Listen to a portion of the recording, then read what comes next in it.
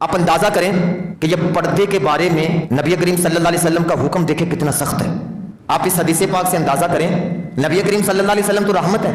وما ارسلناک الا رحمت للعالمین, رحمت ہے تمام جہانوں کے لیے. کہ نبی کریم صلی اللہ علیہ وسلم نے فرمایا اگر کوئی شخص تمہارے گھر بغیر اجازت کے جھانکے, بغیر اجازت کے تمہارے گھر جھانکے کوئی بندہ, تو نبی کریم صلی اللہ علیہ وسلم نے فرمایا تم لاٹھی سے اس کی آنکھ نکال دو, تمہارے اوپر کوئی گناہ نہیں.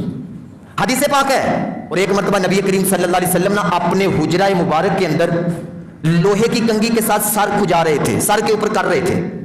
آپ نے دیکھا کہ کسی نے نہ باہر سے سوراخ سے اندر کی طرف جھانکا ہے حجرہ مبارک سے. تو نبی کریم صلی اللہ علیہ وسلم نے فرمایا اگر میری توجہ تمہاری طرف ہوتی نا, تمہاری طرف ہوتی تو میں یہ لوہے کی کنگھی تمہاری آنکھ میں مار کے تمہاری آنکھ نکال دیتا. اور ہم نے کہا جی کوئی نہیں جی اپنا گھر. اس چیز کو سمجھیں, یہ اسلام نے ہمیں بڑا پیارا نظام دیا ہے, بڑا پیارا سسٹم اسلام نے ہمیں عطا کیا ہے.